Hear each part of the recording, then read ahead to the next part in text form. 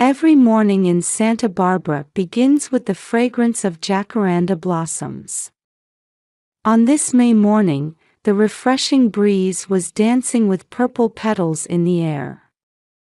In the peaceful residential area of Hope Ranch, Jennifer Wilson was busy preparing breakfast in her elegant Spanish colonial revival mansion. She spooned organic granola into a bowl and garnished it with fresh blueberries. Her 8-year-old daughter Lily sat at the kitchen island, reviewing her homework just like any other morning. Jenny, wearing a cashmere cardigan from Theory, watched over her daughter while switching on the coffee maker.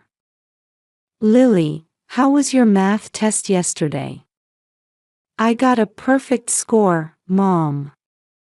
The teacher praised me in front of the whole class."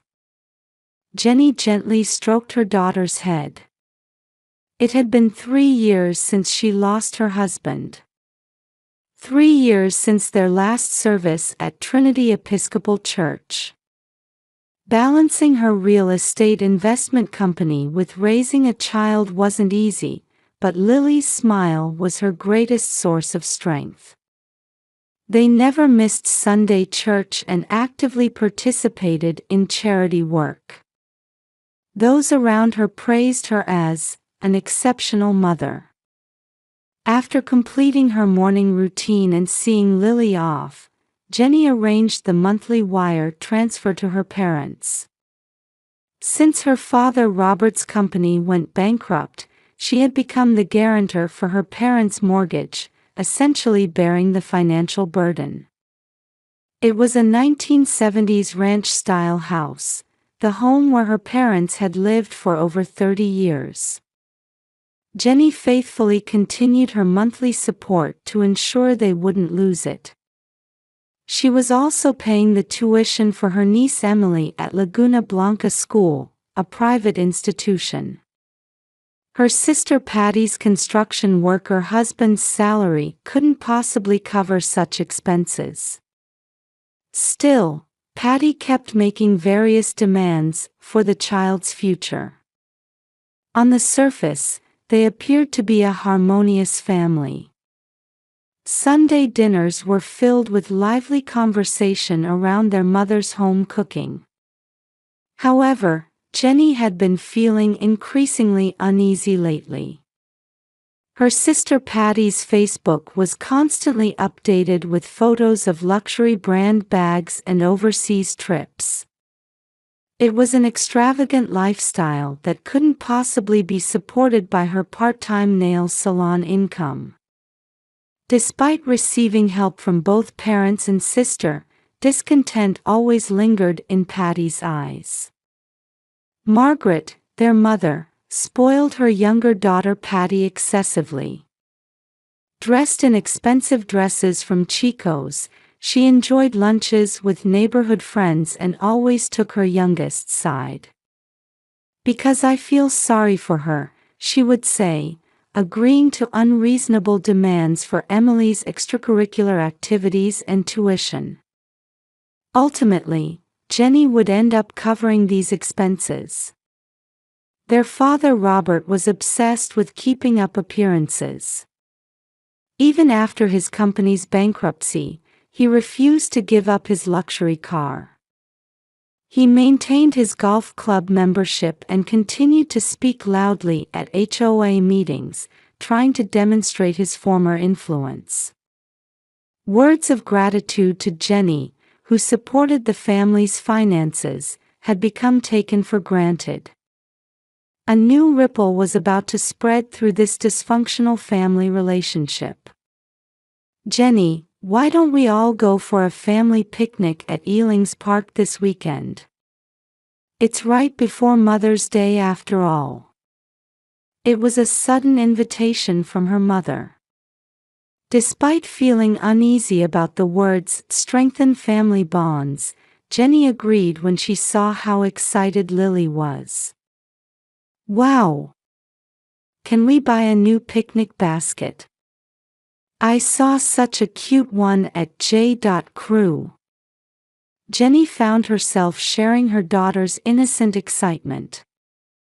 Watching Lily choose a new picnic basket and try on her favorite clothes brought a smile to her face. The following Saturday, Robert's brand new BMW glided into the Ealing's Park parking lot. Margaret in the passenger seat wore a pale blue dress from Talbot's, with makeup more carefully applied than usual. In the back seat, Emily was absorbed in her new iPad. "Lily, hurry up and get in." There was a hint of urgency in Margaret's voice. Lily carefully climbed into the back seat, clutching her new hat. Her pink sundress from J. Crew Cuts was a favorite she had chosen with her mother Jenny. She flashed a bright smile at her grandmother in the front seat. "Grandma, look at this picnic basket. Mom bought it for me." Margaret glanced at her granddaughter in the mirror, forcing a smile. "Oh, how lovely." Patty followed in her own car. Ever image-conscious, she refused to give up her luxury SUV despite struggling with the mortgage on her home in a new development. The early summer sunlight gently embraced the streets of Santa Barbara. It was perfect picnic weather. However, beneath this perfect sunlight, a cruel plan was about to unfold. Upon arriving at the park, Emily immediately distanced herself from Lily. Away from the adults' eyes, she shot mean glances at her cousin. It was nothing new. Lily had learned to endure it silently. "Let's take a commemorative photo," Margaret called out, raising her smartphone with an exaggeratedly cheerful voice. "Emily, stand next to Lily. Let's take a nice picture together." Emily briefly showed her displeasure before switching to an agreeable smile. In front of the camera, she could play the perfect young lady. However, her arm was digging painfully into Lily's waist. Fighting back the pain, Lily managed to smile too. Homemade sandwiches were laid out, and fruit salad in mason jars was distributed. The adults engaged in trivial conversation, but there was a strange tension in the air. Particularly between Patty and Margaret, their exchanged glances seemed to hide some dark scheme. Around 2 p.m., Lily went to the restroom alone. "Be careful," Margaret's voice followed her. There was something unnatural about its tone. When Lily returned from the restroom, she found an empty lawn where their picnic had been. Everything was gone, their belongings, the new picnic basket, everything. It was as if the pleasant picnic from moments ago had been just an illusion. "Grandma? Grandpa?" No response. "Emily?" Only silence enveloped her.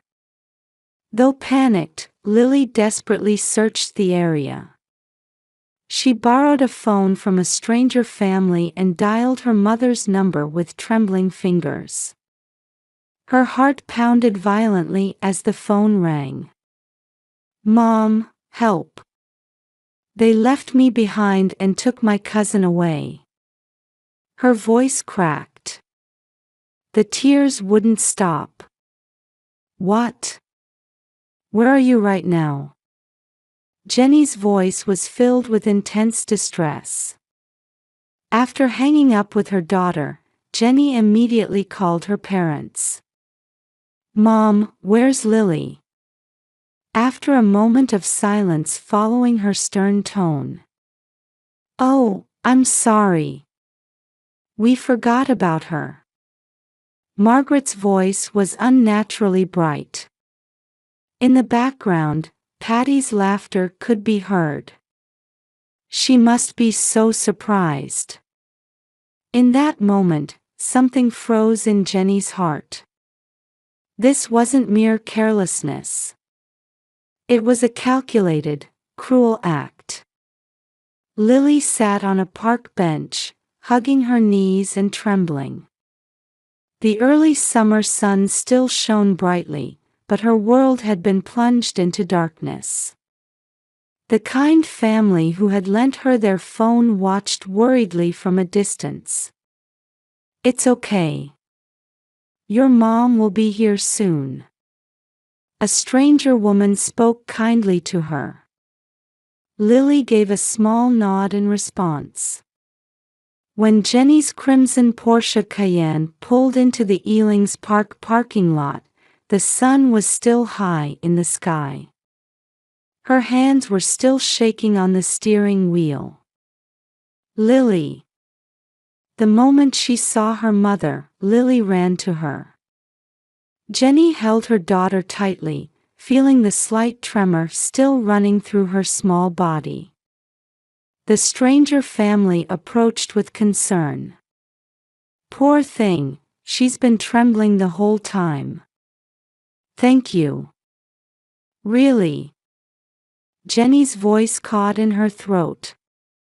At the park management office, they reviewed the security camera footage.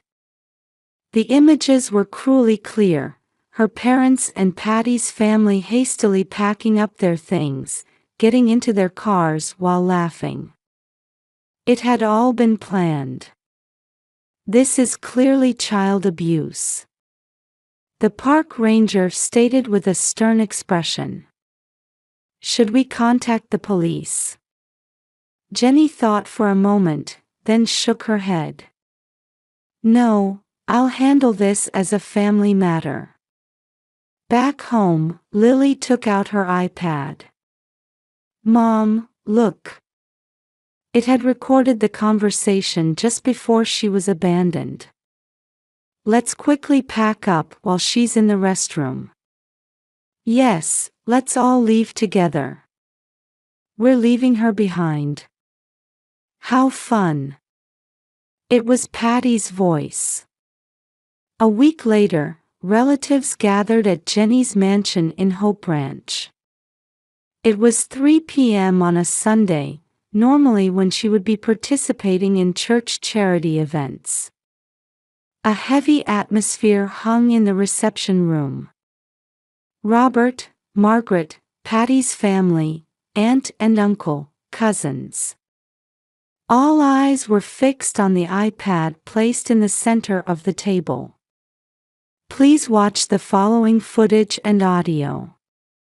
Jenny's voice maintained its composure. The security camera footage played, followed by the audio Lily had recorded, and then footage of her daughter's distressed state after the incident. The evidence was perfect. "I don't want to hear any excuses." Jenny's voice echoed quietly. She fixed her gaze on her parents and Patty. "I can't believe you're making such a big deal." Margaret began. "It was just a prank. Children often."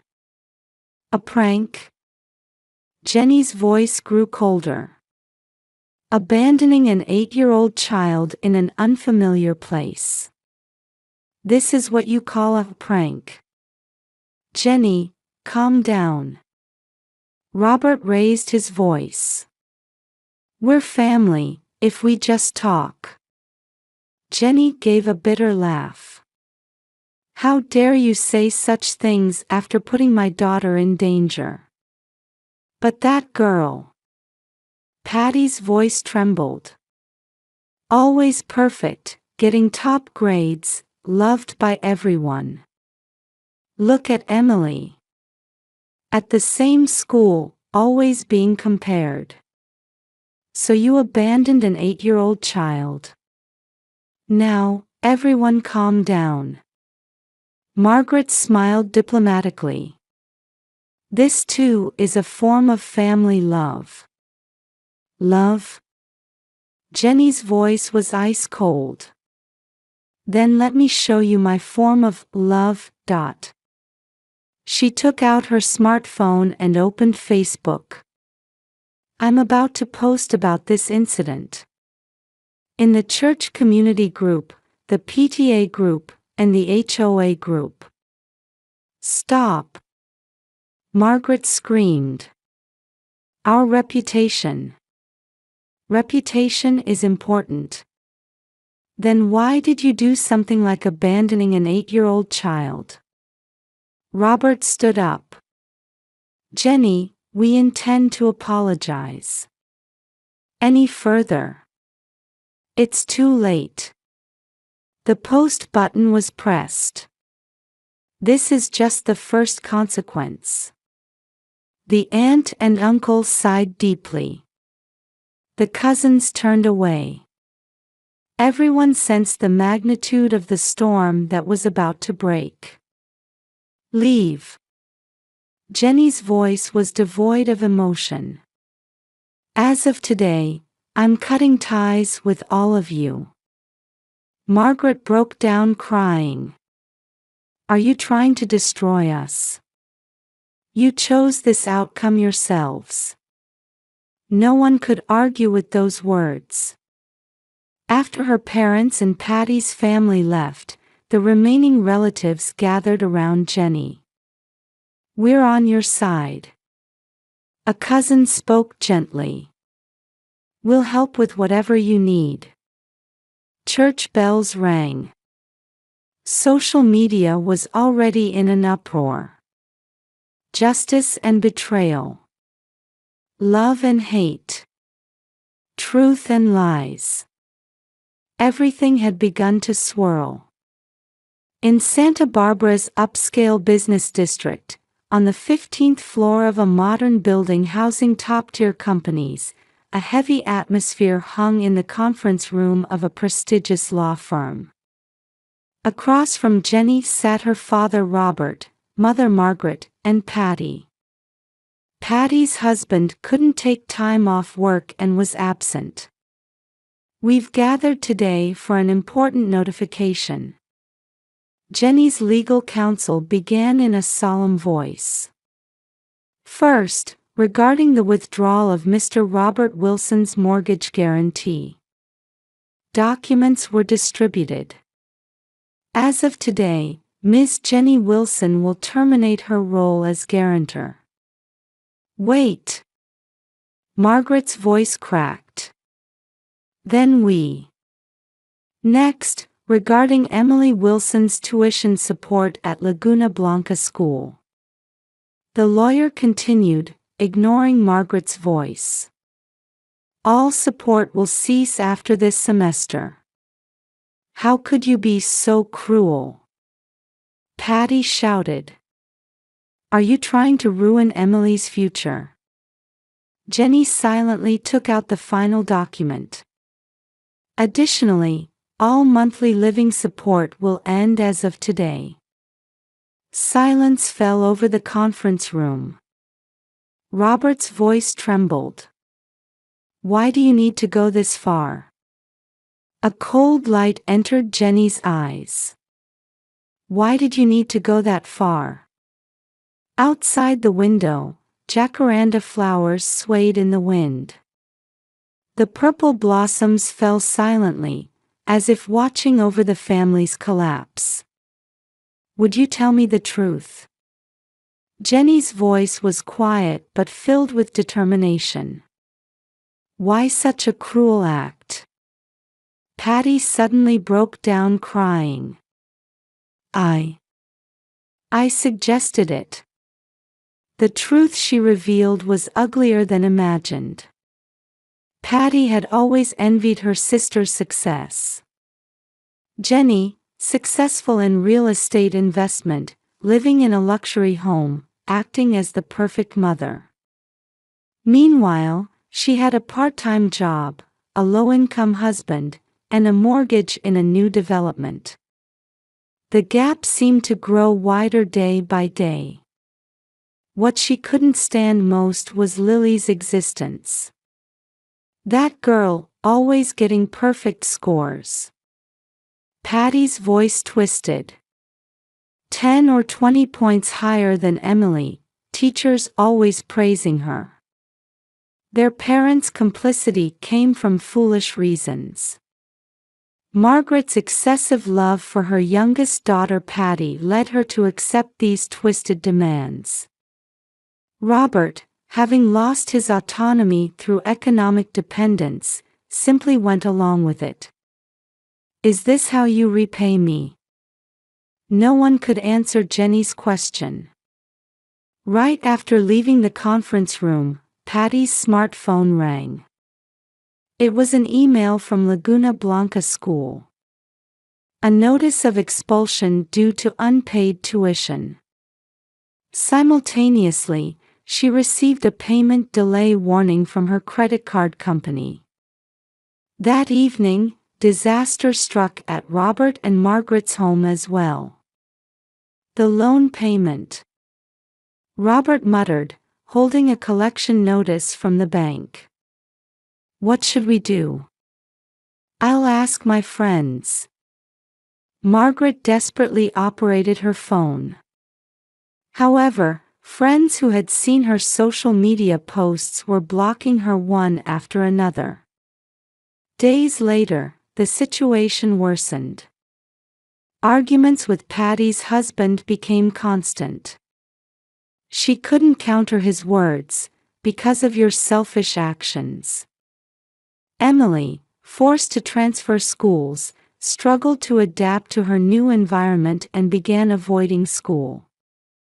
Residents of the luxury housing development began openly avoiding Robert and Margaret. They weren't invited to HOA meetings, and received cold stares at church. At Trinity Episcopal Church, Margaret was seen leaving in tears after being removed from the charity committee. A month later, the final collapse arrived. Patty's husband decided on divorce, leaving with the words, "I can't stay with a mother who would endanger children." Robert and Margaret, unable to pay their mortgage, faced eviction from their luxury housing development. "I never thought it would come to this." From Jenny's office window, the sunset was visible. She quietly sipped her wine as Lily nestled close to her. "Mom, why don't you forgive Grandma and the others?" Jenny embraced her daughter. "I'm sorry. But this punishment was necessary. To protect you. And to teach them what true love means." The setting sun painted the purple jacaranda flowers red as it sank over the city. In that light, mother and daughter held each other tightly. This wasn't an ending, but a new beginning. Their journey to discover the true meaning of family was just beginning.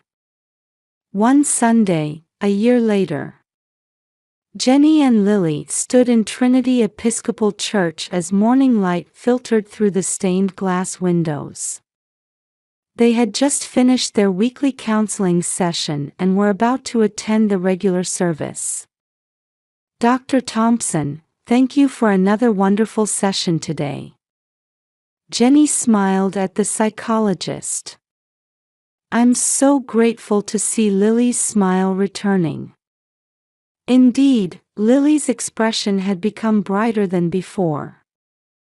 She had overcome her trauma, made new friends, and her grades had improved even further. The bond between mother and daughter had grown stronger through their ordeal. "Mom, look." Lily pointed to new jacaranda buds sprouting. "The purple flowers will bloom again." "Yes." Jenny gently stroked her daughter's head. "We're entering a new season too." Meanwhile, the perpetrators met miserable ends. Robert and Margaret were forced to give up their mansion in Hope Ranch, saying goodbye to the home of 35 years. When they left the luxury housing development, not one of their former friends came to bid them farewell. Now they live modestly in a city apartment. Their savings depleted, the weight of retirement uncertainty bears down on them daily. Social media pretenses, luxury club memberships, all are things of the past. The complete exclusion from their community was particularly painful. We can no longer have people like you on the charity committee. The cold words at church. We must ask you to refrain from attending HOA meetings. The cruel notification from old friends. Patty's situation was even more dire. Her divorce was finalized, and her ex-husband remarried.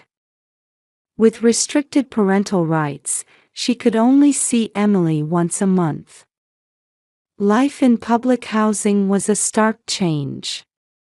Her part-time salary barely covered expenses, and she could no longer rely on her parents. Emily continued to skip school, attending counseling sessions regularly. Gone were the days of luxury brands, replaced by second-hand clothes. Her social media accounts were deleted. At the family council, her uncle delivered a harsh verdict.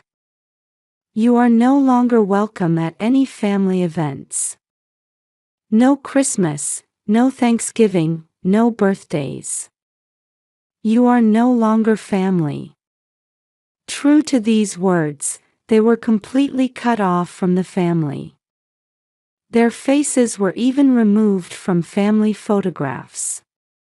However, through this ordeal, Jenny and Lily had made new discoveries.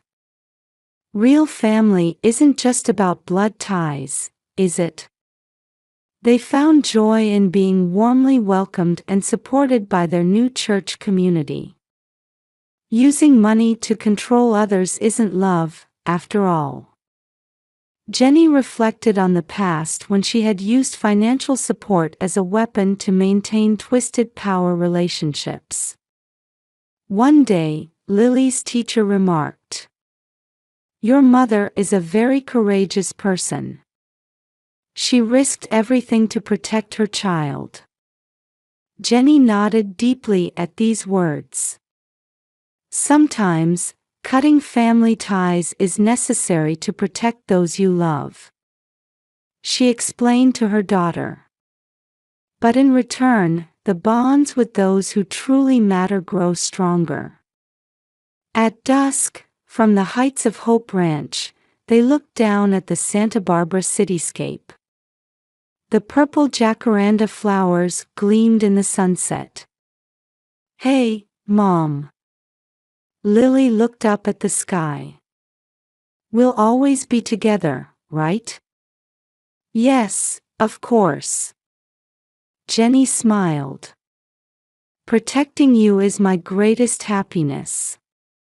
The church bells rang on the breeze. Their clear, strong sound spread across the entire city, as if announcing the beginning of a new chapter. This story is a record of courage, of a mother and daughter who freed themselves from the bonds of blood relations to choose ties based on true love. And it asks us, what is real family? What is true love? What does it mean to protect a child?